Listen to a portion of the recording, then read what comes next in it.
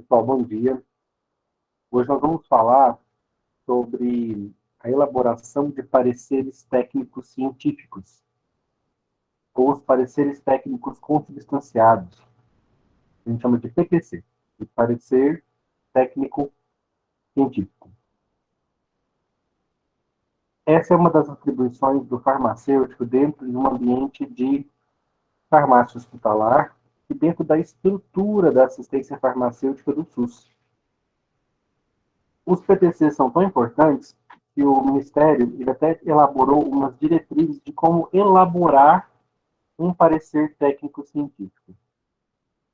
Alguém já tinha ouvido falar disso? Faz ideia do porquê um parecer técnico-científico sobre medicamentos é importante no âmbito do SUS?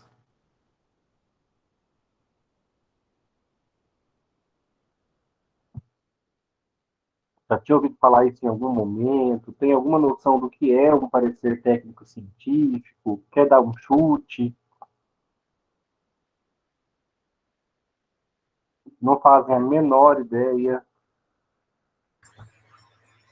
Já ouvi falar, mas não sei o que que é. Gente, um parecer técnico, ele vai ser necessário sempre que eu quiser avaliar uma tecnologia. Então, no parecer técnico, associo o técnico. O técnico é que é porque ele tem que ser feito por alguém tecnicamente habilitado. Então, é por um grupo de profissionais da saúde, no qual o farmacêutico vai ser o principal integrante quando o parecer técnico for sobre o medicamento. Então, eu quero dar a seguinte situação para vocês. Você está tratando a hipertensão lá nos seus pacientes, no hospital, com losartana. Losartana é uma antagonista da angiotensina. E losartana é o seu medicamento padrão, dentro da classe dela, para o tratamento de pacientes com angiotensina. Passa-se um tempo, o fabricante lança valsartana, um outro fabricante diferente do que você trabalha com lança valsartana. E, como sempre, né, ele vem propagandeando ela como uma grande novidade do mercado. Olha, agora nós temos valsartana como o medicamento mais moderno para o tratamento da hipertensão. Ok. E aí? O que você faz agora? O que é o correto? Você continua com a losartana, que é que você já vem usando, ou você vai trocar por valsartana? Você poderia fazer essa pergunta de várias formas. Você trata a osteoporose com alendronato e surge o risendronato. E aí, quem é melhor agora? Eu troco para o risendronato que surgiu agora ou eu me mantenho usando o alendronato? Ah, eu uso omeprazol no meu hospital. Não, mas agora surgiu o pantoprazol. Tá todo mundo dizendo que pantoprazol é melhor que omeprazol. E aí, eu continuo com omeprazol na minha lista de medicamentos essenciais ou eu passo para pantoprazol? Você consegue entender que quando eu faço esse questionamento, eu estou me questionando sobre duas tecnologias diferentes? Nunca posso perder de mente que o medicamento é tecnologia. É fruto de esforço científico, de desenvolvimento, de pesquisa e desenvolvimento, até eu chegar num produto final. Então, medicamento é um produto tecnicamente elaborado, fruto de desenvolvimento tecnológico. E chega um ponto que eu preciso comparar essas tecnologias. Porque eu vou ter um produto, eu preciso comparar com o outro, em termos de eficácia e segurança, sempre, para o meu paciente. Fora a eficácia e segurança, pensando no contexto do SUS, do Sistema Único de Saúde, que vocês já sabem como funciona. Em termos de SUS, o que é que mais, quando eu avalio uma nova segurança, uma nova tecnologia, poderia me preocupar, deve chamar minha atenção, além de segurança e eficácia? O custo, Perfeito, perfeito. O custo financeiro mesmo. Por quê? Pense em losartana, que é a medicação que o governo brasileiro oferece gratuitamente para uma população de milhões de pessoas. Hoje é losartana, e ela tem um custo, ela representa um custo para o orçamento do Ministério. Ele tem que comprar algumas milhões de unidades de losartana todos os anos. Tem que estar no orçamento da União para o ano seguinte. Para 2022, você vai ter que estar no orçamento do Ministério da Saúde, uma previsão de dinheiro, uma provisão de dinheiro para ele comprar a losartana ao longo de 2022 inteiro. Porque ela vai ser distribuída gratuitamente para a população de janeiro a dezembro, como está sendo agora. Caso eu decida trocar por valsartana, vamos supor que na minha análise técnico-científica eu concluo que valsartana traz muitos benefícios. Hipoteticamente, eu faço essa análise e descubro que valsartana é mais eficaz, é mais segura. Eu falo, nossa, valsartana traz muito ganho terapêutico. Só que na hora que eu vou olhar no orçamento, ela cabe no orçamento do SUS? Talvez não caiba. Talvez ela fique fora do orçamento. Talvez é um medicamento novo, é uma nova tecnologia. Como é que as novas tecnologias entram no mercado, gente? Mais baratas, no mesmo preço, ou mais caras que a tecnologia vigente? Mais caras, porque elas são patentes ainda, né? Mais caro, né? Isso vale para qualquer coisa, não é só para medicamento, não. Comprar um carro mais tecnológico do que o outro, o carro vai ser mais caro. Se comprar uma geladeira mais tecnológica do que a anterior, ela vai ser mais cara. Quando há incorporação de tecnologia, né, que não é uma coisa nova, ainda que não necessariamente faça grande diferença no resultado final, ela será mais cara. Eu quero dar um exemplo da geladeira, para vocês pensarem que o mais caro não necessariamente vai ser melhor. Então, pense no seguinte: qual é a finalidade que você compra uma geladeira? Para que você precisa ter uma geladeira em casa?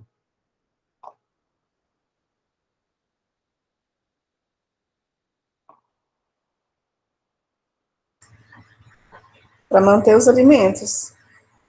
Gelar, resfriar.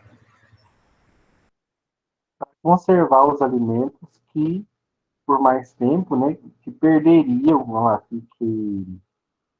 os perecíveis, que não tolerariam a temperatura ambiente, né, que apodreceriam muito rapidamente. Alguns vão apodrecer do mesmo jeito na geladeira, como as verduras, mas demorar um pouco mais de tempo, você ganha tempo.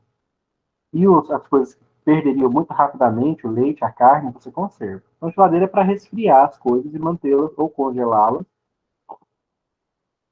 e mantê-las úteis por mais tempo. E aí você tem uma geladeira X. E agora surge uma geladeira que se comunica por Wi-Fi, que você conecta com o seu celular, que você controla a temperatura dela pelo celular. Beleza.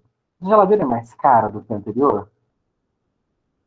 Ela é uma tecnologia nova. Ela é mais cara que a anterior. Mas, gente, no que cumpre na função primordial de uma geladeira, as duas me atendem?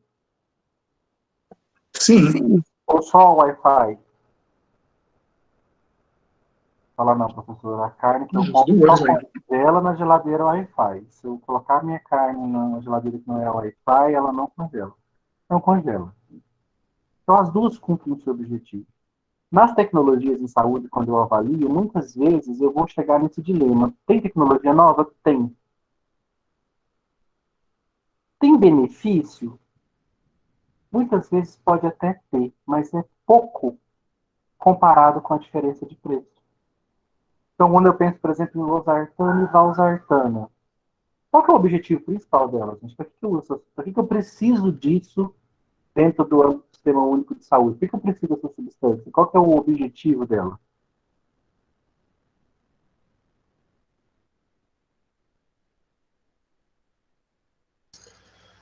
Controlar a pressão arterial. Controlar a pressão arterial. São dois antihipertensivos de uma mesma classe. Aí a pergunta, os dois controlam? Controlam. Losartana controla a pressão arterial, losartana também. A grande diferença de eficácia entre eles? Não. A grande diferença de segurança entre eles? Também não. Mas vamos supor que valsartana fosse um pouquinho melhor. Ó, losartana não tem grandes efeitos adversos, graves. Mas a valsartana tem menos ainda. Quase não apresenta efeito. Isso é uma hipótese, tá? Não estou falando que isso é verdade, não. A valsartana tem, vamos supor que ela teria um pouquinho menos ainda de efeitos adversos, ou seja, ela seria ainda mais segura. E eficácia, vamos dizer que ela é um pouquinho mais potente que a losartana.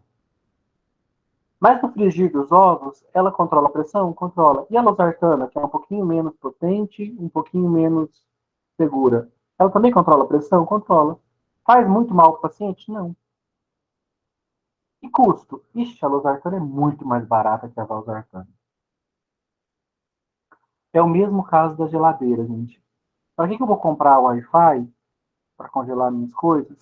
Se a minha geladeira tradicional faz isso e é isso que eu preciso. Muitas vezes no SUS vai saber essa decisão em relação ao medicamento. Para que essa tecnologia nova, bem mais cara, se a que eu tenho também cumpre o seu papel? Ah, mas não é tão maravilhosa. Tá, pode até não ser tão boa quanto, mas ela cumpre o seu papel. Com um custo financeiro muito menor para o sistema.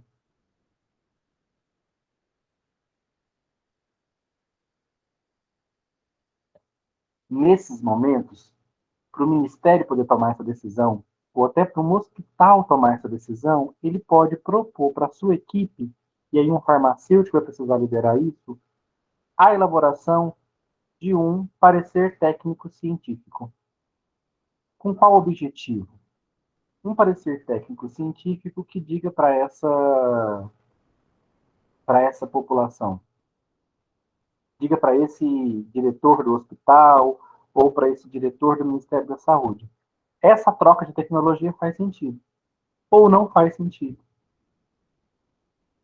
Ou ele pode até concluir lá no final. A troca seria interessante. Há ganho terapêutico significativo com a troca. Mas o custo é inviável. Ou nós teríamos que ter uma ampliação do orçamento para arcar com esse novo custo. Vou dar um exemplo para vocês. Um protocolo clínico que em breve vai precisar ser elaborado. Olha essa substância aqui, metilfenidato.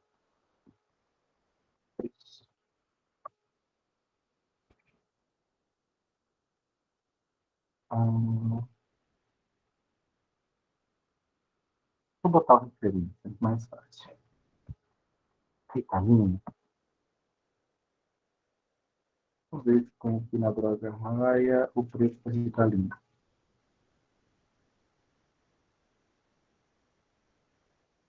Ó, 37 e 39.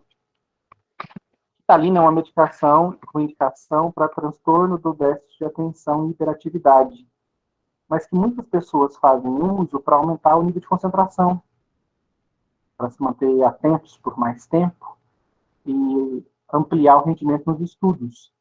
Então, Ritalina tem essa forma de comprimido, 10 miligramas, 30 comprimidos na caixa, R$ 37,99.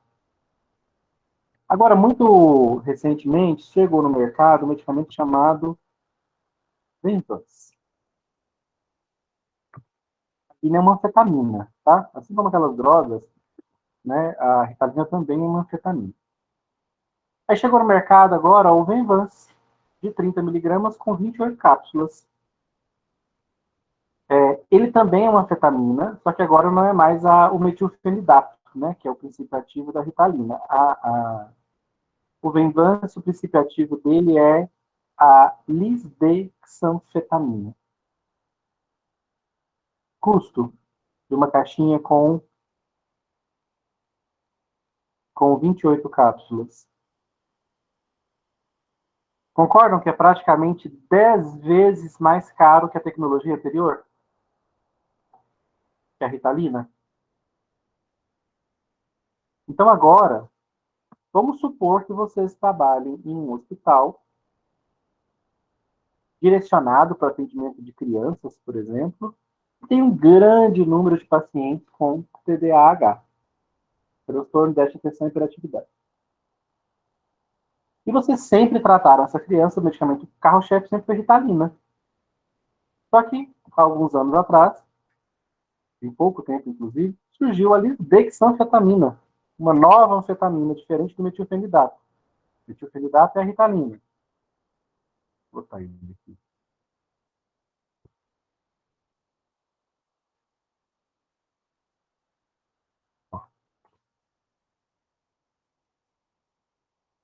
Metilfenidato é a antiga anfetamina para tratar de 17,99.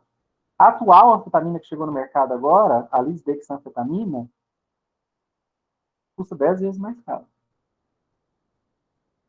Vamos supor que você é o farmacêutico residente, ou é o farmacêutico clínico daquele hospital. É você que vai ter que liderar uma equipe para desenvolver esse protocolo técnico-científico. Qual é a pergunta que você vai ter que responder?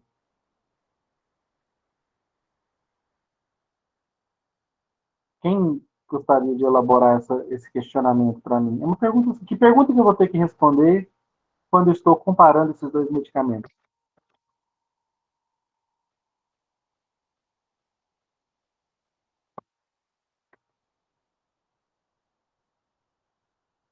Vamos?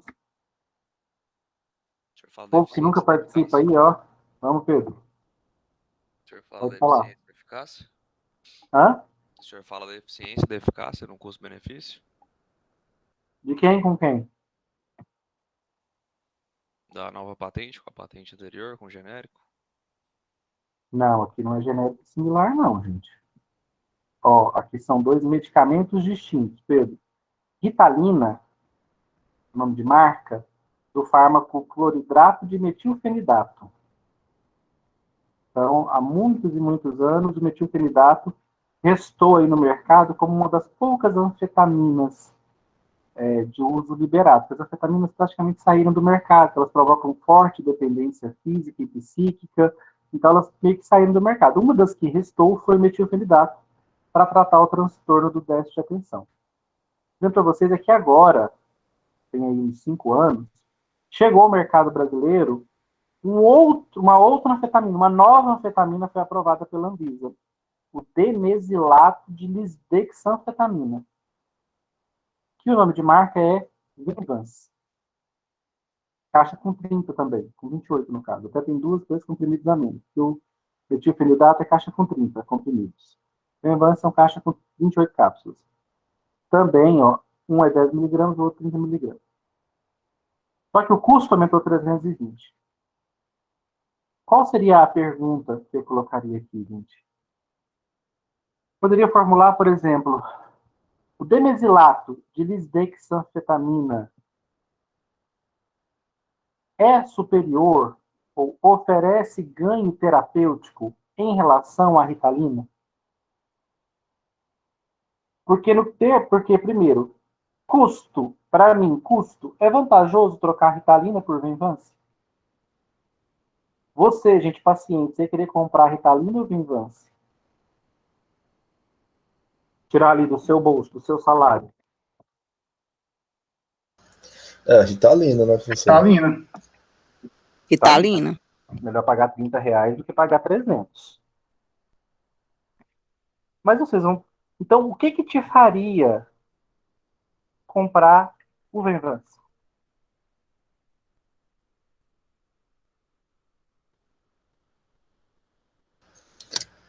Talvez, sei lá, tem aquele caso, né, da tolerância farmacológica, às vezes a Ritalina não está fazendo mais efeito, né, no usuário, aí ele tem que passar por uma outra medicação.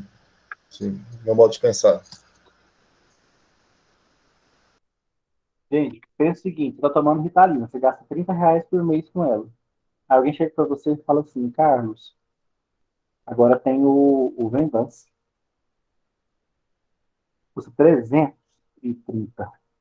Então, você tá doido? 10 vezes mais do que eu pago na minha Ritalina. Se o Carlos estiver tomando Ritalina, ela estiver mantendo o TDAH dele controlado, ou se ele estiver tomando ela para estudar e ela estiver deixando ele concentrado por várias horas, o estudo está rendendo horrores, Carlos está com pouca reação adversa ou nenhuma reação adversa, não está tendo nenhum problema associado ao uso da Ritalina que ele associe, ou seja, não está causando nenhum desconforto que ele perceba. Conseguem ver motivo para o Carlos usar a lisdexanfetamina? Não, né? Então, quando é que eu vou pensar em fazer essa troca? De um medicamento mais barato para um muito mais caro? Quando o mais barato não estivesse mostrando eficácia ou seguro. Eu estou usando Ritalina no meu filho, mas eu não vejo nenhum ganho. Já é a terceira vez que ele reprova na quarta série. Não consegue se concentrar, não consegue prestar atenção na aula, as professoras mantêm as queixas, Ritalina não está funcionando. Aí essa mãe vai topar trocar um medicamento de 37 por 320? Vai. Porque houve falha terapêutica. Ou você começa a tomar um medicamento mais barato e percebe que você tem reações adversas muito intensas a ele. Altera o seu humor, altera o seu sono, você começa a ter insônia depois que você usa, começa a ficar mal-humorado e ter crises de ansiedade. Opa, a Ritalina não está funcionando para mim. Vou tentar a outra tecnologia, mesmo ela sendo mais cara. Então, gente, E aí, nesses pacientes, cada paciente é um estudo de caso. Aqui, ó, nós temos duas fileiras de pacientes. Milena, Anderson, Jonathan, Lidiane, tomando Ritalina. A outra Milena, Betel, Carlos, Pedro, tomando lisdexanfetamina. Eu vou pegar os dados desses pacientes, comparar com os desses, e à medida dos relatos que eu for lendo na literatura, eu vou conseguir estabelecer uma comparação. Tem vantagem nisso aqui? Vale a pena eu gastar 10 vezes mais em lisdexanfetamina do que com Ritalina? Se o meu objetivo for tratar a TDAH, por exemplo, que é a indicação básica desses medicamentos. Então, isso é um protocolo clínico. Vocês conseguem entender, gente, o tamanho da responsabilidade desse relatório? Uma decisão de cunho administrativo, seja no nível do técnico administrativo, né? seja no nível hospitalar, ou do próprio Ministério, ou de uma Secretaria de Saúde estadual, ela vai ser tomada em cima desse relatório. A troca deve acontecer? Não deve acontecer? Por quais motivos? Conseguiram entender essa primeira ideia do porquê desenvolver um relatório clínico? Um parecer técnico-científico?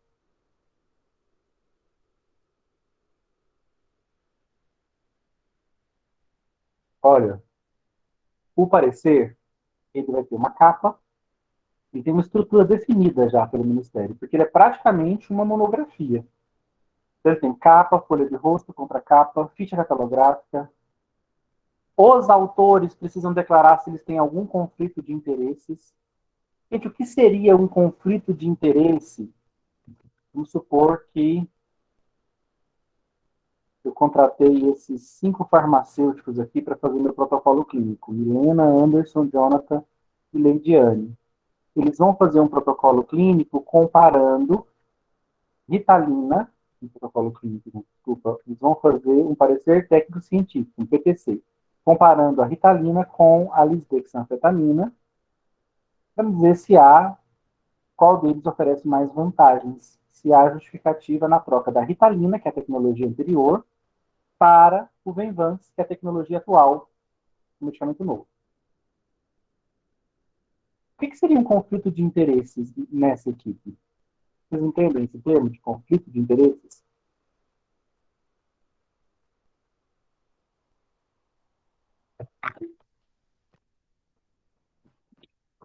Sim, professor.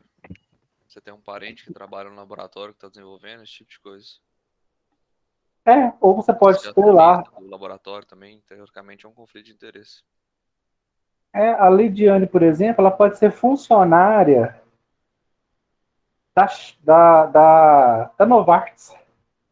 O marido dela trabalhar na Novartis, a Novartis é a fabricante da Ritalina. Ou seja, se o governo brasileiro decidir que Ritalina é a tecnologia adequada, o Ministério da Saúde vai comprar Ritalina. Né? O Ministério é um grande cliente, faz compras gigantescas. Então isso vai beneficiar a Novartis. Então, opa, a Lidiane tem que declarar. E dependendo do que for avaliado, ela vai ter que sair dessa equipe. Não vai dar para a gente confiar que ela vai fazer isso de forma isenta. Então, os autores do trabalho eles precisam declarar esse conflito de interesses. Faça um resumo, um sumário. Contexto. O objetivo e a motivação do PTC. Nesse caso, você faria uma introdução. Nessa introdução, eu vou descrever a pergunta, os seus detalhamentos, incluindo alguns aspectos regulatórios, algumas informações econômicas, base de dados consultadas com estratégia de busca. Então, vamos lá. Nessa introdução, vamos pensar nesse nosso exemplo. Eu vou falar de TDAH, tratamento de TDAH, vou apresentar os 2 medicamentos que eu estou analisando. Metilfenidato e lisdexanfetamina. Informações econômicas. Qual informação econômica importante que eu vou colocar aqui, gente? O preço dos medicamentos. O preço dos 2, né? Gostei de trocar remédio por medicamento aí. As bases de dados consultadas com estratégias de busca. Porque, gente, isso daqui eu vou fazer... Ah, não, professor, eu vou ler uma reportagem da Veja sobre a Ritalina e vou buscar em jornais e revistas sobre a lisdexanfetamina, programas de televisão. Pelo amor de Deus, né, gente? Isso aqui nunca vai acontecer. Isso aqui vai ser feito com base em literatura científica. Eu vou às bases de dados que tem literatura científica, vou relacionar os estudos, classificar eles com nível de evidência científica, o que vale mais, o que é mais interessante, e depois eu faço a seleção dos estudos, caracterização dos estudos selecionados, avaliação crítica dos estudos. Então, é achar na literatura artigos que falem sobre Ritalina e lisdexanfetamina. Ah, achei, já posso usar? Não, gente, você vai passar ele por um critério de seleção. Os artigos que você selecionou, você vai ver quais deles foram de fato bem desenhados, bem executados, são confiáveis, e só esses artigos que você vai usar. Então não é qualquer artigo que você achou, não. Você vai chegar a um resultado e vai classificar sua evidência. Vou falar disso daqui a pouco. Porque, primeiro, vocês acham que um parecer técnico-científico sempre chega a uma conclusão? Pensem numa possibilidade de eu não chegar a uma conclusão. Eu quero comparar a lisdexanfetamina com metilfenidato. Qual é a possibilidade de eu não chegar a uma conclusão?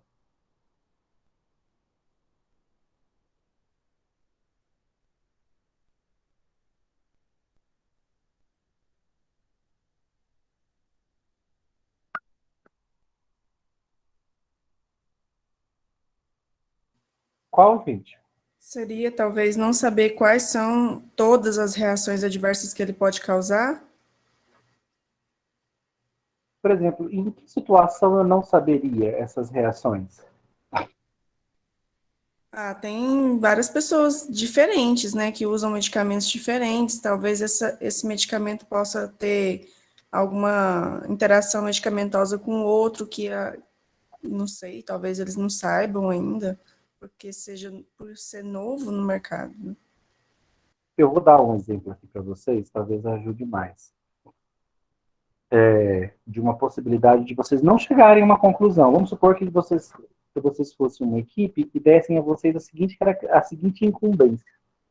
Ora, vamos comprar vacina para a Covid-19, contra a Covid-19. Eu quero saber qual é a melhor. É a da Pfizer ou é a da Moderna? A tecnologia é a mesma. Ambas usam RNA, mensageiro, né? Elas induzem a síntese de uma proteína viral no corpo. A Moderna é americana E Pfizer BioNTech é uma parceria, né? Americana e alemã. Gente, por que vocês não conseguiriam me dizer qual é a melhor?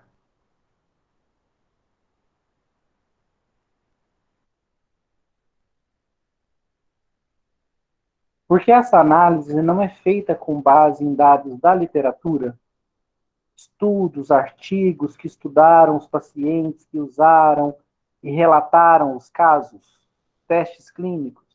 Por que não dá para eu fazer isso ainda em relação às vacinas? Porque é muito novo ainda. Porque é muito novo, eu não vou achar na literatura. Eu não vou achar estudos o suficiente. Agora que a população está vacinando.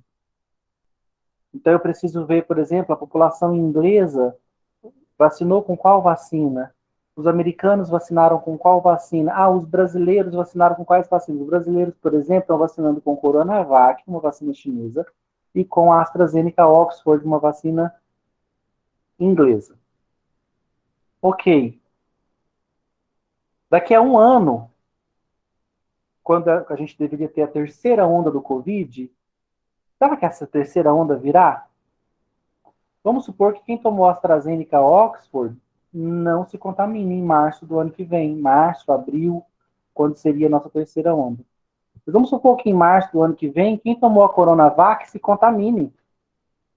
E a gente tem uma terceira onda com esses pacientes. Aí sim eu vou ter como ter comparação. Falar, olha, como se comportam os pacientes de Coronavac, como se comportam os pacientes de AstraZeneca no Brasil, né, um país que usou essas duas vacinas. Vamos supor que agora vai entrar uma terceira, Pfizer. Aí, beleza, eu posso olhar na população brasileira, aí eu faço um estudo. Ó, os pacientes Pfizer, 1% contaminaram de novo, um ano após a vacina. Os pacientes Coronavac, 30%. Os AstraZeneca, 60%. Opa, a AstraZeneca tem um probleminha aí, né? Nesse estudo. Mais de 50% dos pacientes dela contaminaram de novo. Então, tá vendo que eu preciso de tempo para que esses estudos sejam feitos, digitados e publicados em artigos para que fiquem disponíveis. Então, muitas vezes, o resultado de um parecer técnico-científico é frustrante. O resultado é o seguinte: não há evidência suficiente para a gente chegar a uma conclusão. Não há na literatura informações fortes para consubstanciar, ou seja, para embasar o meu resultado. Não dá. Eu posso chegar ao final desse nosso protocolo aqui com a seguinte conclusão: não dá para eu sugerir lisdexanfetamina no lugar de Ritalina. Não tenho informações suficientes para isso. Se for essa a minha conclusão, vai estar aqui na recomendação e nas considerações finais. Ou se a literatura, por exemplo, me disser que lisdexanfetamina oferece muitas vantagens em relação à Ritalina. É, de fato, uma nova tecnologia, mas que traz ganho terapêutico, mais eficácia, mais segurança. A minha recomendação pode ser pela troca. Lisdexanfetamina no lugar de Ritalina. E aí eu estou dizendo para o Ministério, olha, vale a pena você gastar 10 vezes mais. Porque o medicamento é, de fato, muito superior. Ou eu posso concluir o oposto, dizer não. É tecnologia nova, a lisdexanfetamina? É. Mas ela traz grandes ganhos terapêuticos e de segurança em relação à Ritalina? Não, não traz. É uma outra molécula, é uma outra opção para tratar o TDAH, mas que não traz essa vantagem, esse benefício que justifique ela custar 10 vezes mais. Não vale a pena a troca. E aí vou colocar as referências que eu usei e anexo se necessário. Olha que coisa interessante que é um PTC, gente. E eu imagino que, assistindo essa aula, você já consiga imaginar o nível técnico do profissional que é convocado para fazer isso daqui. Um PTC, ele vai obedecer um acrônimo. Esse acrônimo PICO. O que significa o PICO? É que na hora de fazer uma pergunta para desenvolver um PTC, essa pergunta tem que ser estruturada de acordo com o acrônimo PICO. Então, na sua pergunta tem que ter a população de interesse. Quem são os indivíduos que vão ser afetados por essa nova tecnologia que você está comparando com o anterior? Na pergunta tem que ter a tecnologia anterior, quer dizer, a intervenção, que é a nova tecnologia. Quem é a nova tecnologia nesse exemplo que nós estamos usando desde o começo?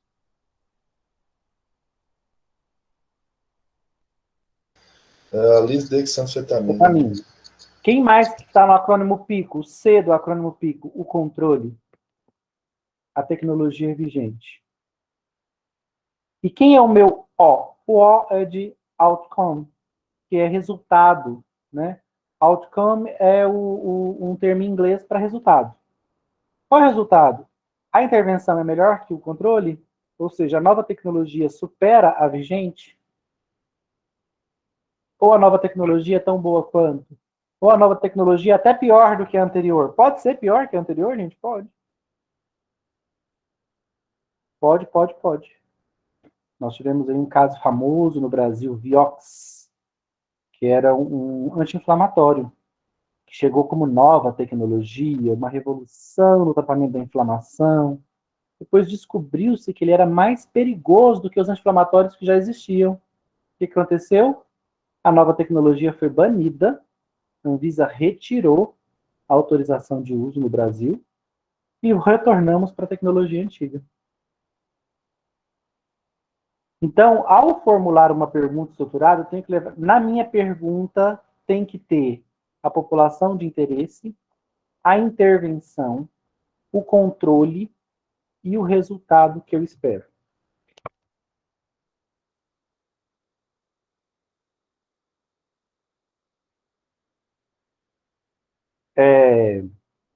Alguém se habilitaria a formular essa pergunta contendo todos os termos exigidos na pergunta em uma frase? Em relação à Ritalina e lisdexanfetamina, a troca de uma pela outra, formular essa pergunta científica que vai ser respondida no PTC. Eu vou mostrar uma pergunta científica de PTC para vocês. Peraí.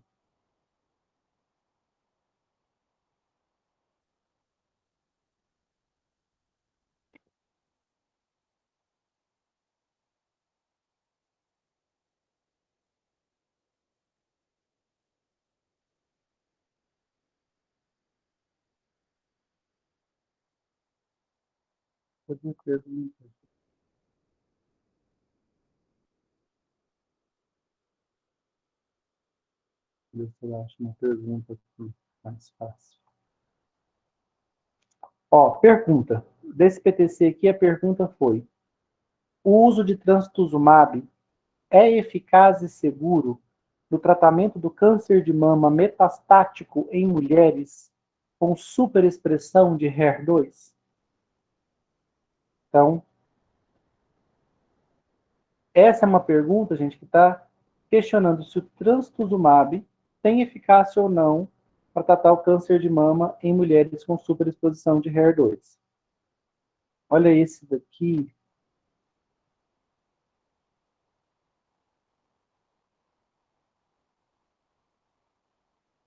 Esse daqui tinha uma pergunta boa, só que eu não estou vendo ela aqui na forma de pergunta mesmo. Não, só um pouquinho.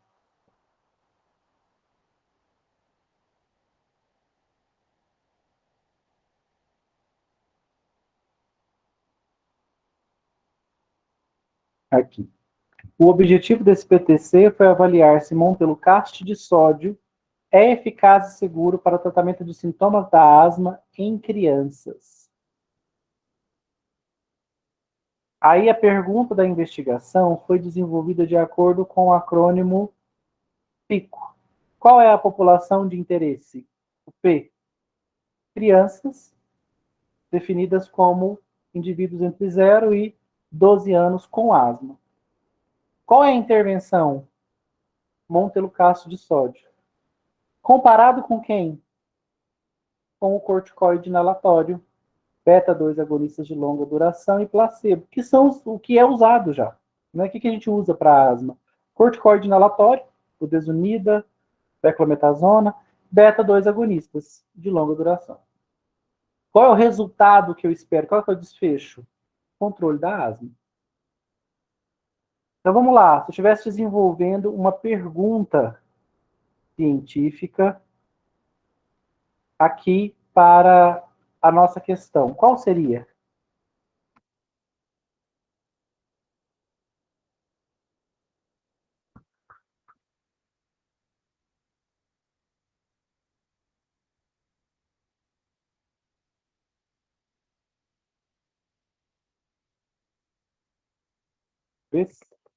Ó, quem quiser tentar e acertar, vai ganhar meio ponto na prova. Tem que me lembrar. Então, peraí, já vou arriscar. Vai, raciocina, ó. Tem que ter as intervenção e o controle, a população de interesse e o resultado que você está buscando. Igual a gente acabou de ver aqui, ó, Eu vou fazer uma bem parecida, então. pro Montelukast. A lisdexanfetamina, ela é tão eficaz e segura quanto o metilfenidato? Ó, a lisdexanfetamina é tão eficaz e segura quanto o metilfenidato? Ó, a pergunta dele está perguntando sobre se a nova tecnologia, a lisdexanfetamina, o uso de lisdexanfetamina é eficaz ou oferece ganho terapêutico, né? É tão eficaz e seguro ou mais eficaz e seguro que o uso de Ritalina, que é o metilfenidato? Tá, o que está faltando na pergunta do Carlos? O que está faltando na pergunta dele? Grupo de interesse.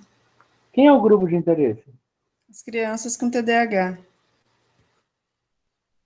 O TDAH é mais comum em crianças, né? Mas não vamos, a gente pode se especificar para criança, você vai definir quem é essa população de interesse, mas pode ser, por exemplo, os pacientes com TDAH. Aí você nem limitaria a uma idade. Mas posso fazer só em crianças? Posso fazer só em crianças. Mas se for, seria a mesma pergunta do Carlos, né? Aí eu teria o uso de lisdexanfetamina. Vamos fazer ela aqui, ó.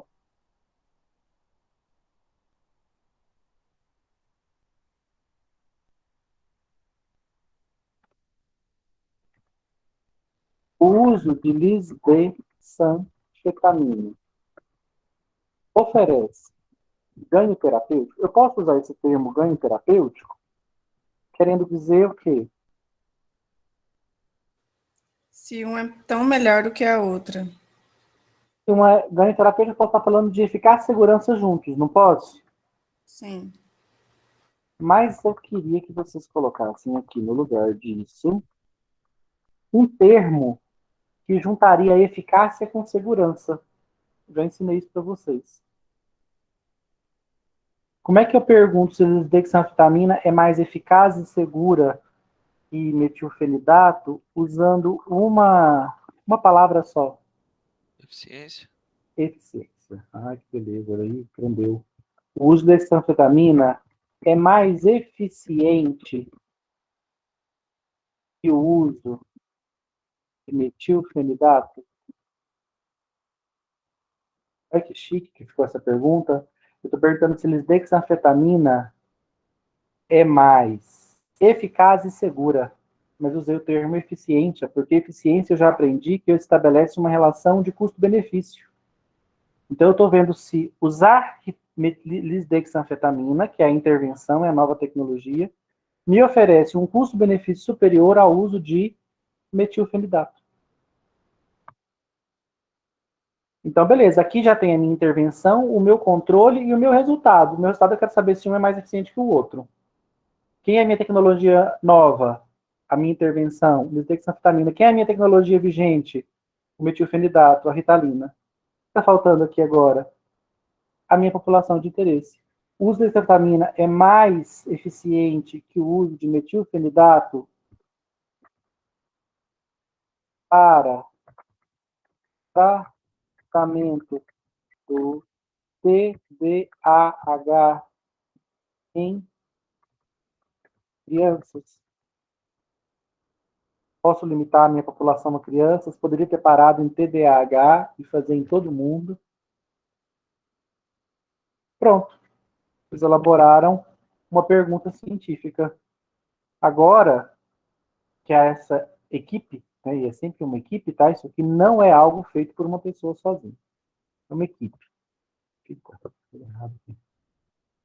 Depois que a equipe define essa pergunta, o que vocês acham que é a próxima etapa?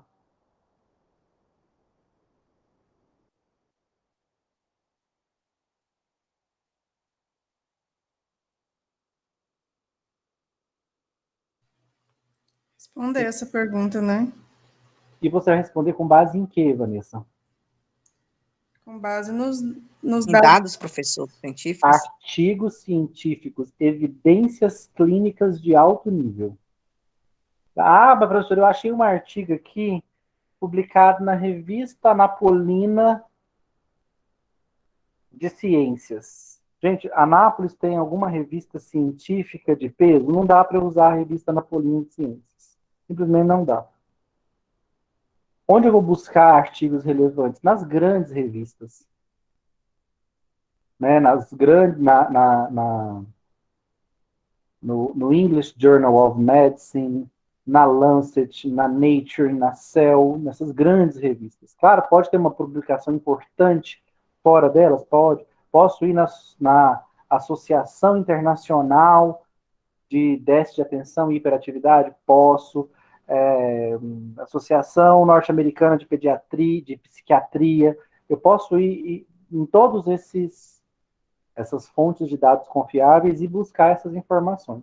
Significa que tudo que tem ali é evidência de alto nível? Não. Tem estudo que pode ter erro. Então, esses estudos que têm erro, eles são retirados da pesquisa. Então, feito isso, né, gente, algumas considerações importantes que eu não tinha falado. A gravidade da condição de saúde da população-alvo deve estar claramente descrita. Então, eu preciso entender o tamanho do impacto dessa troca, né, o quão importante, porque, por exemplo, no TDAH, você oferecer um tratamento ineficaz para uma criança pode significar mais uma reprovação escolar naquele ano, mais um ano perdido. Né? Então, tem um impacto grande para aquela criança. Sem contar se essa troca de tecnologia se diz respeito ao tratamento de uma doença fatal, como uma neoplasia maligna. Né? Eu fazer uma troca de tecnologia no tratamento de um câncer, eu tenho que estar muito certo de que a nova tecnologia é superior à vigente. Afinal de contas, eu estou falando de uma doença que, se maltratada, vai, de fato, matar meu paciente. A situação legal da intervenção junto à Anvisa deve estar definida. Por quê? Gente, eu preciso saber se essa nova intervenção que eu estou analisando está aprovada na Anvisa. Pode ser vendida no Brasil. Ah, professor, eu estou olhando aqui um analgésico, estou comparando um analgésico novo, à base de maconha, que eu quero substituir no lugar da morfina. Tá, mas esse novo analgésico que você está olhando, a Anvisa já aprovou ele no Brasil? Essa novidade aí, baseada em canabinoides? Porque se não tiver aprovado, gente, eu ainda assim posso fazer o protocolo clínico, o parecer técnico? Posso. Mas aí o que vai ser o resultado no final? O resultado no final vai ser, eu vou usar para pressionar a Anvisa para que ela autorize logo esse novo produto, esse novo medicamento. O controle deve ser sempre a tecnologia vigente no SUS, tá? Então, quando eu faço um parecer técnico, eu quero saber se uma nova tecnologia é superior à que eu já uso no SUS. Vamos supor que um dia surja um medicamento superior à metformina para iniciar o tratamento da diabetes. Metformina é a minha tecnologia vigente no SUS para tratamento da diabetes. O dia que surgir uma melhor, eu vou comparar com ela. Vou fazer um parecer técnico. E se eu confirmar que essa nova é superior à metformina, no controle da diabetes mellitus do tipo 2, eu vou substituí-la. O resultado deve ser de mensuração objetiva. O que eu tenho que olhar, gente? Eu tenho que olhar se essa nova intervenção, se ela me traz ganho. O paciente vive mais tempo, morre menos, tem menos sequelas, menos sintomas, tempo de internação diminui, progressão da doença é bloqueada, não é? O paciente morre, não morre, morre mais, morre menos. Eu tenho que ter um resultado objetivo, palpável, numérico. Tá? Não pode ser algo relativo, filosófico, não, tem que ser algo objetivo. Com essa nova tecnologia, eu controlo a asma melhor, o número de crises diminui? Sim, não, mesma coisa. Esses são os meus resultados objetivos. Lisdexanfetamina, reações adversas sobre o humor, sobre o comportamento, diminuem com ela em relação à Ritalina? Sim, não. Tempo de concentração, de estudo, se mantém. Controle da hiperatividade, do déficit de atenção, palpável, né, a ganho, melhor rendimento escolar. Devem ter estudos mostrando tudo isso. Então, aqui um exemplo, ó, que eu posso, inclusive, eu trouxe esse exemplo para mostrar para vocês, que eu posso comparar muito, até mesmo um medicamento com uma técnica. Olha aqui, ó. Para pacientes com infarto agudo do miocárdio, o que é isso aqui em azul claro? É o meu P, a minha população de interesse. Pacientes com infarto agudo do miocárdio. O que eu estou perguntando? O uso de trombolíticos, medicamentos que desfazem o trombo, comparado com a angioplastia com stent, reduz a mortalidade? O que eu estou dizendo aqui? O que é melhor? O meu paciente chega lá infartado, tem um trombo obstruindo a circulação nas coronárias dele, bloqueando o fluxo sanguíneo para uma área do tecido cardíaco, do miocárdio. O que vai ser mais efetivo para eu manter esse paciente vivo? Usar medicamento que desfaz o trombo ou submetê-lo a uma angioplastia com stent, um procedimento invasivo? Então, eu posso, inclusive, fazer esse tipo de comparação. Pacientes que chegaram com infarto do miocárdio agudo e tomaram só trombolítico. Quantos morreram? X. Quantos sobreviveram? Y. E os que fizeram angioplastia com stent? Quantos sobreviveram? Quantos morreram? Eu posso comparar com base num dado objetivo. Aqui, vamos supor que eu tivesse querendo saber se enalapril, que é um inibidor da ECA, é inferior ou superior à losartana, que é uma antagonista da angiotensina. Ambos bloqueiam o sistema renina-angiotensina-aldosterona e são antihipertensivos. Então eu colocaria, né, a losartana, que é a mais recente, é mais eficiente que enalapril. Losartana é mais eficiente que enalapril para o tratamento de pacientes hipertensos. Então, posso definir idade, nível de hipertensão, eu posso restringir essa minha população de interesse de acordo com o meu objetivo. Quando eu falo para vocês que um PTC vai ser feito com base em evidência científica, eu tenho que olhar os níveis de evidência. E eu tenho 3 tipos de estudo que eu vou considerar como níveis de evidência A, B e C. Meu objetivo é sempre fazer um PTC usando o nível A, tá? Nível A é o suprassumo. Se os artigos... Ó, vocês vão pesquisar sobre lisdexanfetamina e sobre metilfenidato. A lisdexanfetamina é superior, mais eficiente que o metilfenidato. O que seriam os meus artigos que eu ia buscar na literatura com o nível A? Gente, uma revisão sistemática de ensaios clínicos randomizados. Isso aqui é delícia. Isso aqui ele está me entregando tudo prontinho. O que ele está fazendo? Ele pegou os ensaios clínicos, que são estudos em seres humanos, randomizados, que é o padrão ouro, ou seja, estudos feitos de forma... Os grupos foram definidos de forma aleatória. Então, e ele está pegando vários ensaios clínicos e trazendo eles para mim compilados numa revisão sistemática. Então, lá na Alemanha, compararam lisdexanfetamina com metilfenidato. Isso gerou um ensaio clínico, gerou um artigo. Nos Estados Unidos também fizeram no Japão, e também fizeram lá em Porto Alegre. Aí eu pego um estudo, uma revisão, que leu esses 4 trabalhos, o norte-americano, o japonês, o alemão e o brasileiro, e está trazendo para mim já mastigadinho. Isso para mim já está maravilhoso. Uma comparação, uma revisão sistemática, comparando, analisando diversos ensaios clínicos. Quando eu tenho isso aqui, gente, que maravilha, né? Já me facilitou a vida. Por quê? Se eu não tiver, eu vou ter que ir para o nível B. O que é o nível B? É porque ninguém ainda fez essa revisão da literatura. Então, no nível B, o que eu vou ter que pegar? Eu vou ter que ler o estudo americano, vou ter que ler o estudo alemão, vou ter que ler o japonês, vou ter que ler o brasileiro. E chegar e pegar as informações de todos os 4 e comparar. Aqui já está prontinho. Ó. Alguém já fez isso para mim. Se não tiver nem A nem B, eu vou para o nível C, que são os estudos de coorte, caso controle e séries de caso. Deixa eu mostrar para vocês esse conceito aqui. É um conceito que eu acho que vocês não têm.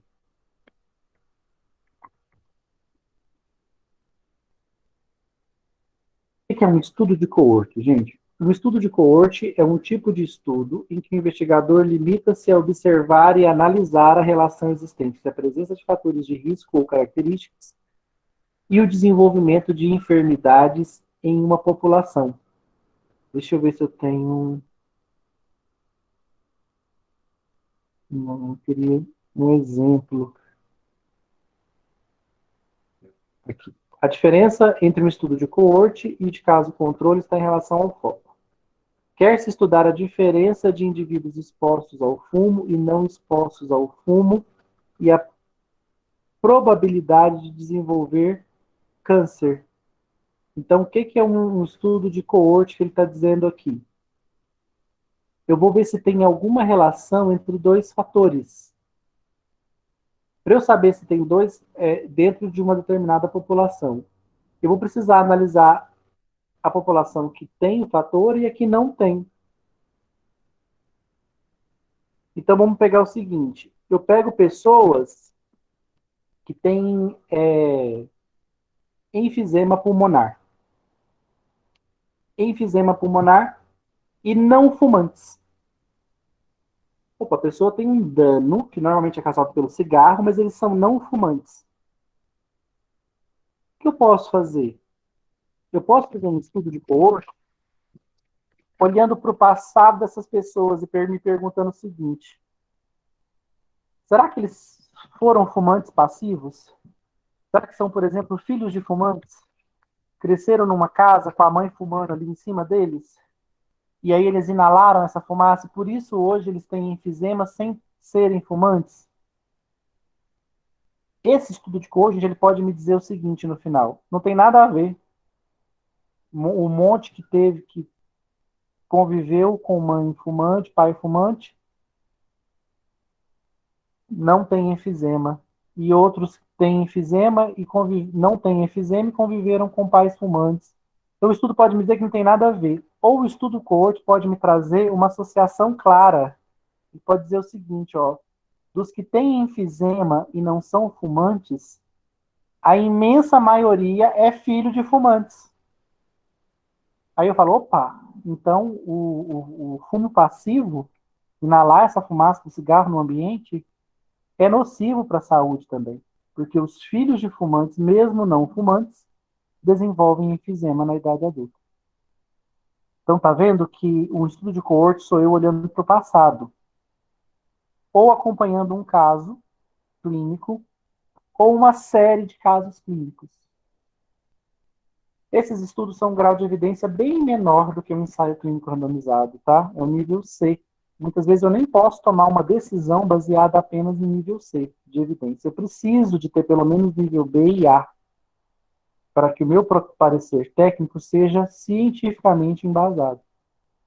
Então, na ausência de evidência científica aceitável, o protocolo perde, o parecer técnico perde força enquanto ferramenta para embasamento de decisão gerencial. Foi o que faltou ao Brasil, né? Nós estamos assistindo aí o nosso ministro, isso aqui é um tema muito atual, onde o nosso ministro, anterior ministro da Saúde, Pazuello, Ele está tentando fugir da CPI que se instaurou no Congresso.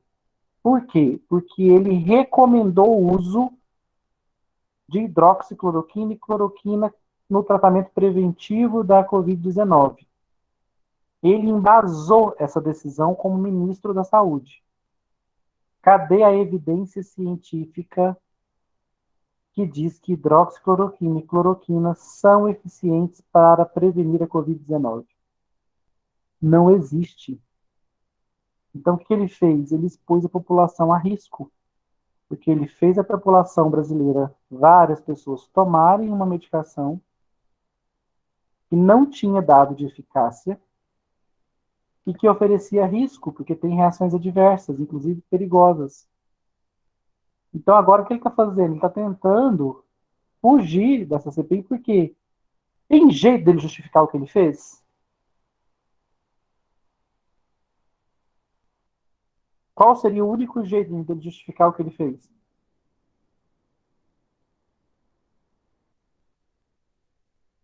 Qual seria a salvação dele?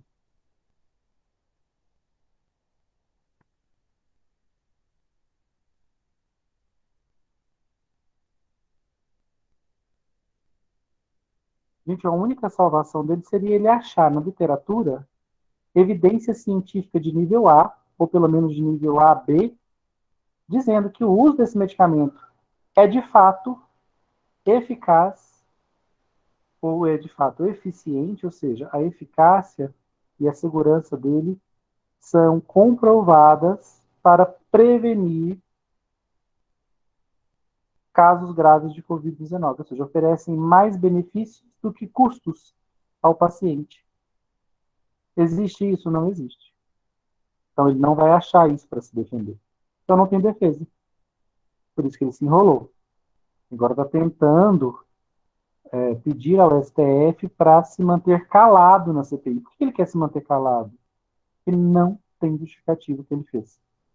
Ele não vai achar embasamento científico para fazer o que ele fez. Os ministros anteriores, que eram médicos, se tivessem feito o mesmo que ele, até o diploma poderiam ter questionados num comitê de ética nos seus respectivos conselhos federais de medicina. Porque um profissional da saúde não pode endossar o uso de uma substância sem evidência científica. Mas o ministro Pazuello fez porque também não é da saúde. Então ele não vai ter o diploma dele questionado. Ele não é um profissional da saúde, mas ele vai responder legalmente por isso. Olha como é importante trabalhar em saúde baseado em evidência científica. Se o Pazuello tivesse, ele estaria resguardado, tranquilo, ele iria para a CPI pleníssimo, com as revisões sistemáticas de ensaios clínicos na mão, dizendo, olha aqui, ó, a evidência científica de nível A de que a hidroxicloroquina previne Covid-19, diminui a gravidade dos casos, salva vidas. Se ele tivesse isso em mãos, ele não estaria fugindo da CPI. Ele está porque ele não tem. Ele não tem como justificar o que ele fez, cientificamente. Oi, Ivan. Oi, quem ia perguntar, Vanessa? Sim, eu ia perguntar sobre isso mesmo, justamente. Existe alguma forma, quer dizer, nesse caso desse novo medicamento, ele não achar essa resposta por ser justamente um caso novo, né? Igual a doença do Covid é muito nova, ainda não se tem não tem nada de estudo científico ainda nessa área, né? Porque como é muito recente, ele poderia usar essa justificativa? Nesse caso, não. Por quê? O que aconteceu? Ao longo do ano de final de 2019, né, que a pandemia começou na China, chegou na Europa, e aí 2020 se alastrou pelo mundo. Nesse período, isso começou com o Donald Trump, o presidente dos Estados Unidos, ele que deu essa declaração, dizendo que hidroxicloroquina era a cura para o Covid, os Estados Unidos tinham descoberto e resolvido o problema.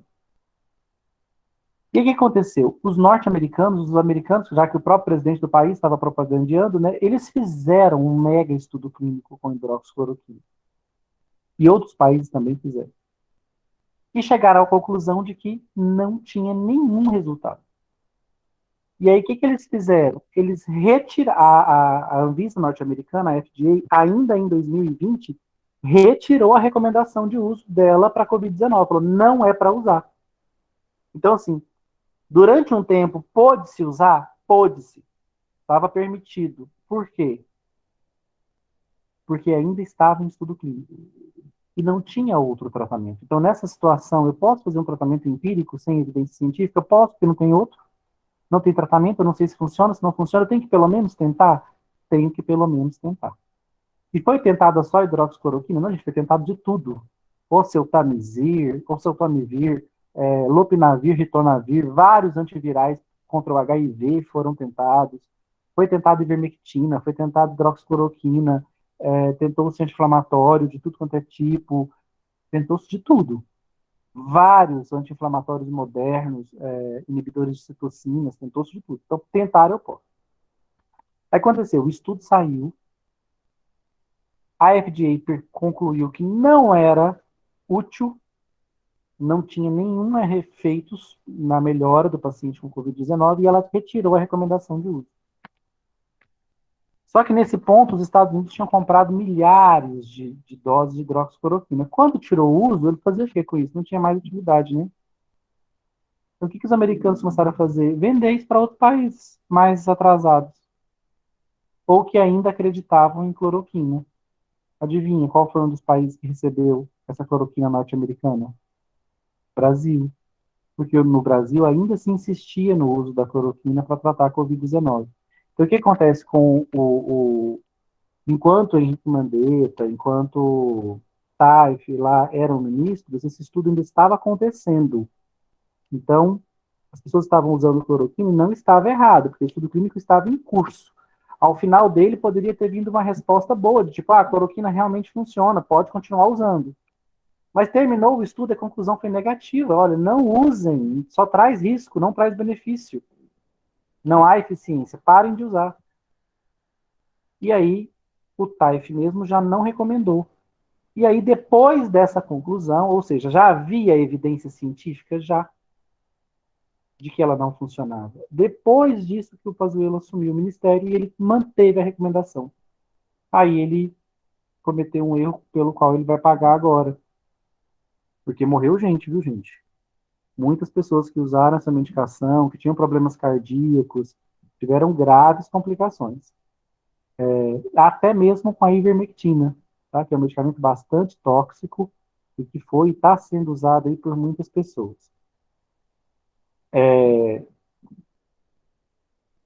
Entendeu, Vanessa? Que podia ter usado durante um tempo a Sim, entendi. hidroxicloroquina, durante um tempo, não, enquanto o estudo clínico estava rolando, ok de usar, porque a gente não sabia, vai que, né? Não só ela estava sendo usada, como vários outros.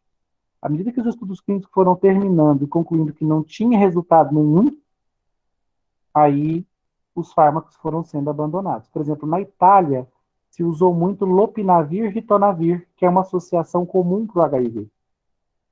Como o SARS-CoV-2 também é um vírus de RNA, como o HIV, pessoas que, né, o lopinavir e ritonavir, como funciona para o HIV, funcionaria também para o Covid. E foi isso usado muito na Itália. E a conclusão dos estudos italianos foi, gente, não resolve nada. Tá? Não adianta dar lopinavir e ritonavir, não faz a menor diferença. E aí parou-se de usar também. Mostrar para vocês algo aqui, ó, que quando eu faço uma pesquisa, eu vou usar descritores, né? Por exemplo, descritores são as palavras que eu vou colocar no mecanismo de busca. Lisdexanfetamina, metilfenidato, TDAH, seriam alguns descritores que eu usaria. Por exemplo, palavras que eu vou usar para achar os artigos que eu preciso. Ó. Preciso de artigos nível A, nível B de preferência. Busca por parecer. Aí o que eu vou fazer?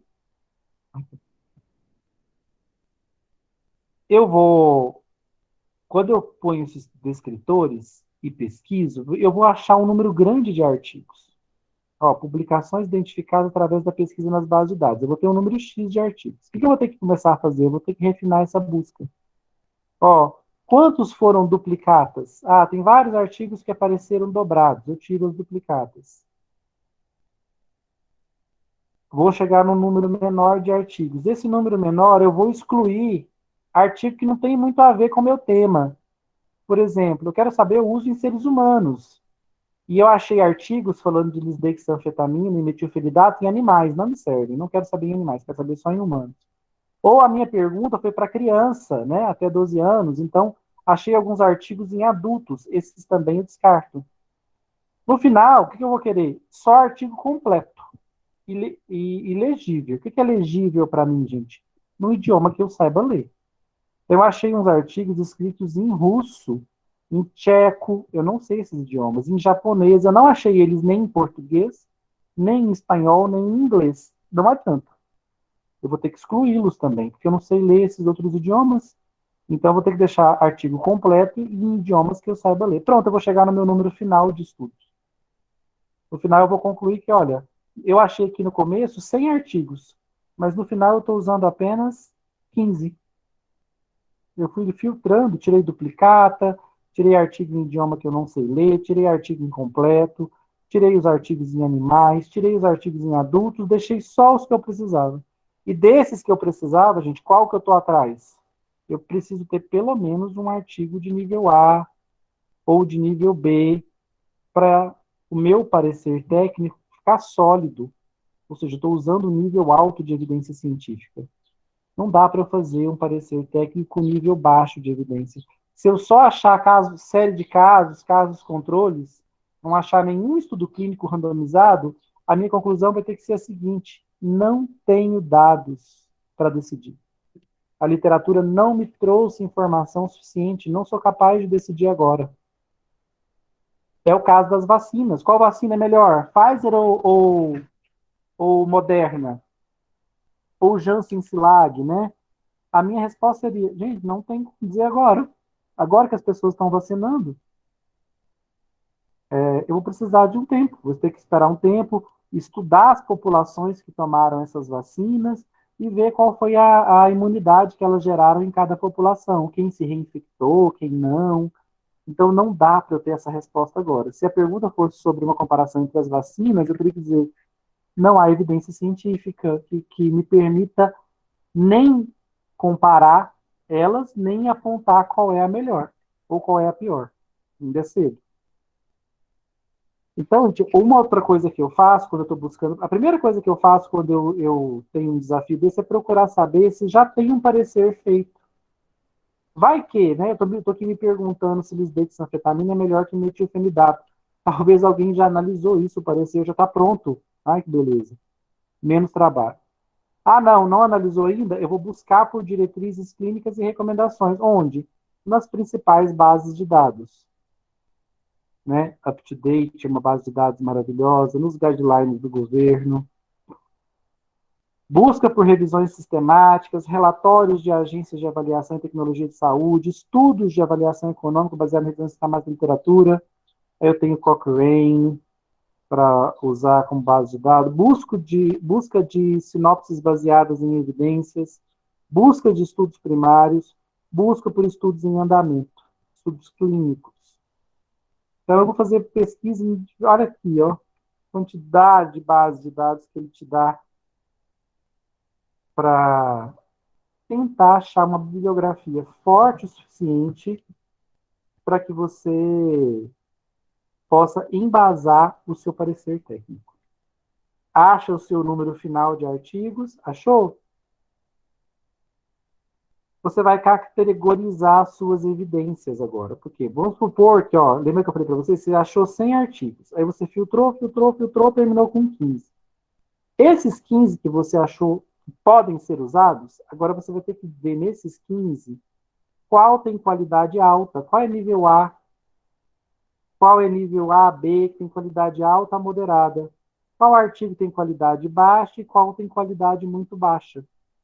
Ao fazer essa avaliação, você vai refutar alguns desses 15 que sobraram. Ah, professor, vou fazer com menos de 15 ainda? Pode até ser que sim. Talvez aqui nesse processo você perceba que dos 15 que você achou, que comparam lisdexanfetamina com metilfenidato em crianças, alguns tenham sido muito mal feitos. Tem qualidade muito baixa. Usou muito poucas crianças, o N dele é muito baixo. O tratamento estatístico foi muito mal feito. Você descarta. Vai usar só os melhores. Então, é uma coisa muito bacana de se estudar. Tentem prestar atenção aí para ver se vocês conseguem acompanhar. Graduando a qualidade da evidência, ou seja, eu estou com um artigo em mãos comparando lisdexanfetamina com metilfenidato em crianças. É o que eu queria. Aí eu vou me perguntar, qual o delineamento da melhor evidência possível? Primeiro, foi um estudo clínico randomizado, ou seja, comparou dois grupos, placebo com tratamento, grupos aleatórios, foram criados de forma aleatória, ou foi um estudo só observacional? Eu observei crianças que tomaram com as que não tomaram, quem controlou o TDAH, quem não controlou. Vocês acham que é uma evidência mais alta de um estudo observacional, um coorte, ou um ensaio clínico randomizado?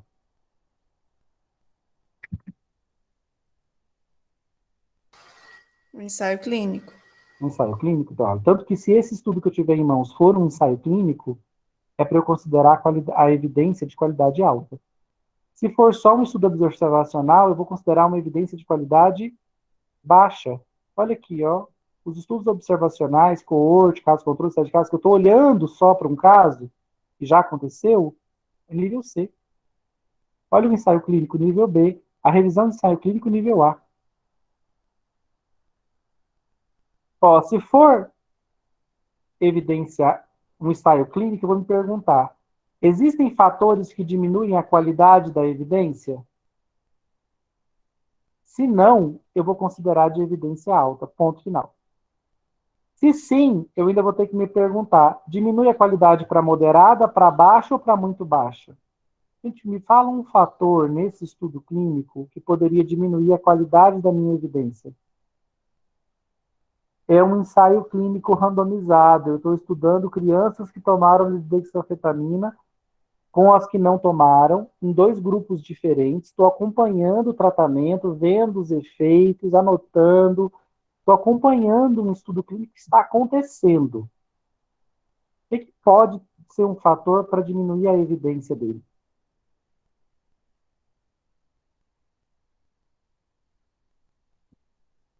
E em qual estudo clínico vocês confiariam mais? O que tem 500 crianças no grupo que tomou lisdexanfetamina, outras 500 no grupo que tomou metilfenidato e 500 que não tomaram nada, todas com TDAH, e eu comparando qual foi o resultado de quem não tomou nada, com quem tomou ritalina, com quem tomou lisdexanfetamina. Ou um estudo que tenha 15 crianças com ritalina, 15 com lisdexanfetamina e sem um grupo que não tomou nada. Concorda que o número de pessoas é importante para o meu dado ser mais sólido? Quanto mais pacientes, mais eu confio no meu dado. O tratamento estatístico também é muito importante. Se a minha estatística é ruim, minha evidência cai de nível. Ela pode cair para moderada, para baixa ou até para muito Sim, baixa. professor. Oi? Oi, Vanessa?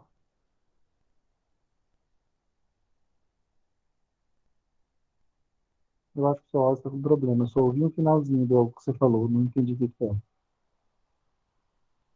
é. Existem fatores que aumentam a qualidade da evidência? Não. Considere a evidência de qualidade moderada, baixa ou muito baixa? Sim.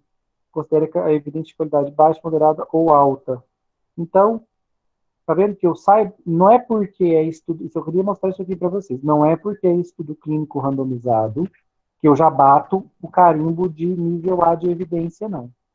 Eu posso, depois de perceber, com o estudo clínico em mãos, perceber que ele tem falhas. E aí rebaixá-lo para um nível de evidência mais baixo. Rebaixá-lo para o nível baixo ou muito baixo. O que me obrigaria a descartá-lo, inclusive. Já um estudo observacional, eu já vou considerá-lo de qualidade baixa. Existem fatores que diminuem a qualidade dele? Se sim, ele vai para muito baixo. Aí eu descarto. Se não, tem fatores que aumentam a qualidade dele? Pode ter. Se não tiver, eu vou considerar ele de evidência de baixa qualidade. Agora, se tiver fatores que melhoram a qualidade dele, eu posso considerar de qualidade moderada ou até mesmo de alta qualidade. Por quê? Um estudo observacional pode ser um estudo grande. Eu olho uma quantidade grande de pacientes, pode olhar uma população inteira. E aí, nisso, ele ganha qualidade. Ao invés de ser de qualidade baixa, ele pode subir para moderada ou até para alta, dependendo do tamanho dele. Olha um estudo observacional que os brasileiros vão fazer o ano que vem. Eles vão olhar para trás quem em 2021 tomou Coronavac, quem em 2021 tomou AstraZeneca, quem tomou Pfizer. São as 3 vacinas que nós estamos recebendo por enquanto. E daqui a um ano, eu vou ter um estudo observacional olhando para uma população de milhares, milhões de pessoas. E vou dizer, olha, esse foi o perfil, o resultado de quem tomou Coronavac. A imunização durou tanto, a taxa de reinfecção foi tanto, reações adversas à Coronavac foram essas, essas e essas. E AstraZeneca Oxford, reação adversas foram essas, reinfecção foi tanta, imunidade durou tanto tempo.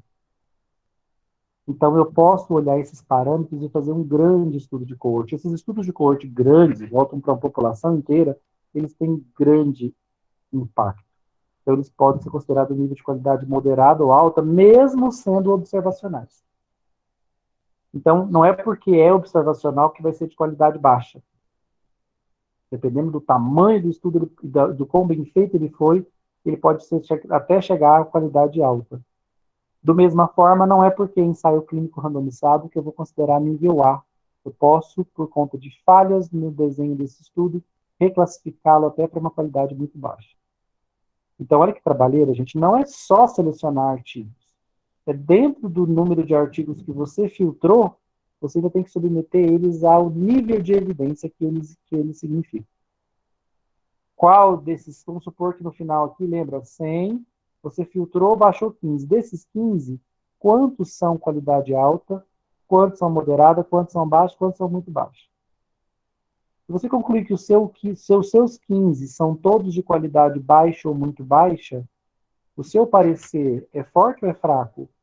Fraco, né? Quem é que vai tomar uma decisão de saúde com base num parecer desse? Ninguém. Agora, se o seu parecer está repleto de estudos de qualidade alta, ou no máximo moderada, seu parecer é forte. É um parecer que eu, ministro da Saúde, confiaria nele para tomar uma decisão de troca, por exemplo, de Ritalina por lisdexanfetamina. Algumas informações econômicas, né, fundamentais para precisar o impacto da nova tecnologia no orçamento do hospital. Então, a gente não basta, como eu já falei para vocês, eu apontar que a nova tecnologia é melhor. Ah, beleza, ela é melhor mesmo, mas, gente, o custo dela é inviável para o SUS. Aí, paciência, né? Aí a luta começa a ser legislativa. O Ministério vai ter que lutar para que no orçamento da pasta um novo aporte de financeiro seja feito para que no ano seguinte seja possível incluir essa medicação no SUS, essa nova tecnologia. Enquanto isso não for feito, eu vou ter que permanecer com a antiga, mesmo ela sendo inferior. Né? Porque não dá para comprar o que eu não tenho dinheiro para comprar. Então, aqui, eu vou precisar de observar orçamento. Orçamento do Ministério, da minha Secretaria de Saúde, do meu hospital. Dá para usar essa nova tecnologia? Dá, ótimo, vamos comprar, ela é melhor. Ah, não. Não, ela é melhor, mas infelizmente não temos recursos para isso. Então, permanecemos com a antiga, sabendo, porque o parecer técnico já nos informou, que nós estamos usando a tecnologia defasada. Tem coisa melhor já no mercado, mais paciência. Então, agora vamos lutar para que no orçamento do ano seguinte a gente inclua recursos que nos permitam fazer essa troca. Enquanto isso não for feito, eu não consigo fazer a troca. Tomar cuidado, tá, com o lobby da indústria farmacêutica sobre técnicos e gestores. Por quê? Quem é que vai definir se troca uma tecnologia antiga por uma nova? Os técnicos e gestores, no SUS especialmente. E a indústria farmacêutica vai tentar o quê? convencer esses técnicos, esses gestores, de que um medicamento novo, que acabou de chegar no mercado, é melhor do que o antigo. Sempre é, gente? Não. Não necessariamente. Acabei de dar o exemplo para vocês do Coxib lá, do anti-inflamatório, o Vioxx, chegou a ser o medicamento mais vendido do Brasil, ele acabou saindo do mercado. A indústria vendeu ele como uma grande novidade do mercado anti-inflamatório, bem melhor que os anti-inflamatórios que já existiam na época. Ou seja, a indústria dizia que era melhor que diclofenaco, era melhor que ibuprofeno, era melhor que mais seguro, mais eficiente do que meloxicam. Depois descobriu-se que não, que era mais perigoso. Precisou sair do mercado. Então, cuidado, não é porque é novo que é superior, não. Então, na sua recomendação final, você vai ponderar os efeitos desejáveis e indesejáveis de uma intervenção em saúde, para que o parecer coloque como favorável, desfavorável ou até mesmo incerto. Então, cuidado, tá? Um parecer nem sempre tem resposta. Ele nem sempre vai dizer é melhor, vamos trocar, ou não é melhor, não vamos trocar. A resposta dele pode ser não tenho dados para dar essa resposta. Não tem informação científica suficiente ainda para dar essa resposta. Considerações finais. Você vai sugerir temas para estudos para complementar lacunas na literatura, porque você acabou de ler sobre o tema. Então você fala, olha, a literatura de TDAH, troca de Ritalina de metilfenidato por lisdexanfetamina, só que só tem estudo em adultos e pouco estudo em crianças. Então você pode sugerir no final que os pesquisadores façam estudos em crianças. Deve recomendar a realização de uma revisão sistemática quando o PTC não tiver subsídios para responder a pergunta norteadora. Então, por exemplo, você fez a pesquisa e você viu que não existe uma única evidência de nível A. Vamos voltar lá? O que é nível A? Revisão da literatura, de ensaios clínicos. Não tem nenhuma. Você pode falar, olha, é preciso, você está dando uma dica para os pesquisadores, façam revisões da literatura científica sobre esse tema. Não tem revisão pronta. Então, inclusive, você está dando essa informação para as revistas, né? Para as revistas científicas. Olha, solicitem revisões da literatura, publiquem revisões da literatura. Não tem revisão sobre esse tema. Então, as considerações finais podem trazer essas informações. O que está faltando na literatura, né? Está incompleta ainda. Então, olha, o PTC vai ter sempre um demandante, pode ser o ministro da Saúde, o Ministério da Saúde, pode ser a Secretaria de Saúde do Estado, do município, pode ser o próprio diretor do hospital, a diretoria hospitalar. Então, você vai receber a demanda, você vai elaborar o PTC, os especialistas vão fazer a revisão da literatura, vão incorporar modificações propostas após a revisão, vão fazer a revisão gestora, incorporar as modificações, com o PTC pronto, você vai mandar para o diretor do hospital. Olha aí a responsabilidade. Está mandando para ele uma recomendação de troca ou de não troca de uma tecnologia antiga por uma nova, ou seja, mudar a medicação que é tradicionalmente usada por uma nova que chegou agora ao mercado. E aí, troca ou não troca? É isso que o diretor do hospital, é isso que o secretário municipal de saúde, secretário estadual de saúde ou o próprio Ministério da Saúde vão querer saber. E essa decisão ele só vai poder tomar se ele tiver na mão um PTC forte, um protocolo técnico-científico forte. Quando é que ele é forte mesmo, pessoal? O que torna um PTC forte para embasar esse gestor em fazer ou não a troca?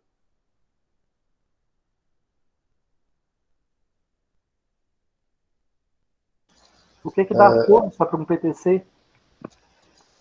O medicamento ele é eficiente e também baseado em artigos científicos.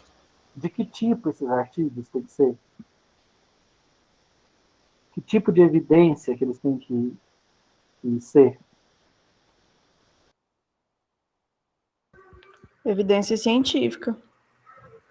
Tá, Baseada evidência científica, gente, mas o que eu falei para vocês, elas não têm níveis? Qual que é o tipo de evidência científica que deixa meu PTC confiável? Oi? Que seja de nível A. De nível Um A. ensaio ensaio clínico randomizado, revisão de ensaios clínicos randomizados. Então, o que deixa meu PTC forte para esse gestor poder, de fato, decidir pela troca ou não da tecnologia, é ele usar um PTC. Um PTC baseado em evidência científica de nível A, nível B, ou seja, alta, moderada para alta a evidência científica. Porque se a evidência científica que eu tenho for pobre, for baixa, de nível baixo, não vou ter coragem de fazer essa decisão, não vou ter coragem de fazer essa troca. Ainda mais se ela me demandar mais custo financeiro, né, for mais cara. Como é que eu vou sair de um negócio que custa 30 para um que custa 330 se não há uma evidência clara de que o que custa 330 é melhor do que o que custa 30, pelo amor de Deus, né? Então, eu só faço essa troca se esse protocolo vier muito bem embasado, cientificamente muito bem embasado. Até para eu me proteger legalmente, viu? Ora, na troca de uma tecnologia que eu já uso, que tem dados clínicos, para uma nova. Essa troca eu só posso fazer muito bem embasado, né? Eu realmente estou trazendo um ganho para os meus pacientes. Do contrário, eu posso responder até legalmente, né, criminalmente, inclusive, é o que vai acontecer com o nosso ministro aí da saúde, ex-ministro. Certinho.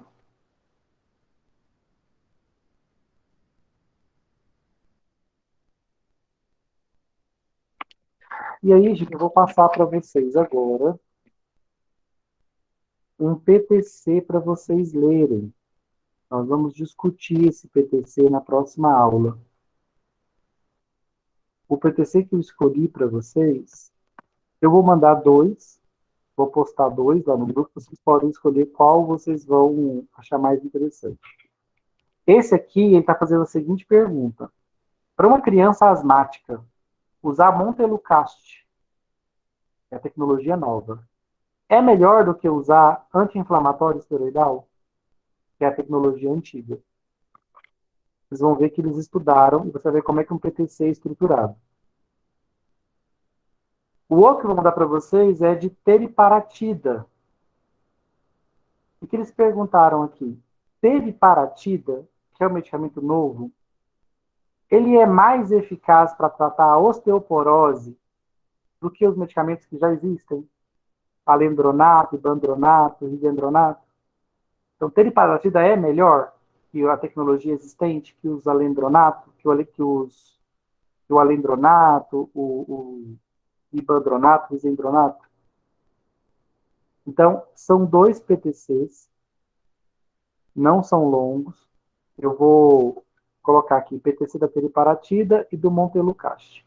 Vou botar os dois aqui no Moodle para vocês lerem e eu quero saber na aula que vem, e eu vou pontuar, tá? Eu vou fazer algumas perguntas e os alunos que responderem vão ser pontuados por isso. Então, nós vamos começar a nossa aula com isso na próxima semana. Algumas perguntinhas que eu vou fazer para vocês, assim, oral mesmo, sobre esses dois PTCs, do metilfenidato e da teriparatida. Tá? Então, pode ler um ou outro. Os alunos que tiverem as respostas, que perceber que realmente leram, entenderam esses PTCs, do Montelukast e da teriparatida, vão ganhar pontos extras aí na disciplina. Então, tire o tempinho, lê pelo menos um dos dois, tá? Ler um dos dois já vai ser suficiente. Pode escolher um ou outro. Professor, esse Montelukast é aquele, como é que fala? É aquele anticorpo monoclonal? Não, não. O anticorpo monoclonal é o omalizumab. Ah, é. Tá certo. O Montelukast é um antagonista de leucotrienos. Nossa. O medicamento de referência é o Singulair. Beleza. Certinho, gente. Então, por hoje é só, pessoal. Não fizemos intervalo, né? Então, nossa aula já acabou. Vou colocar agora para vocês lá no Moodle os dois artigos, os dois PTCs. Escolham um para vocês darem uma lida. Na verdade, eu vou botar um só, tá? Para não gerar confusão, vou fazer pergunta de um só. Vou colocar só o da teriparatida. Mas se quiserem pesquisar, ler outros, é só botar para parecer técnico científico, e aí ele vai aparecer vários para vocês.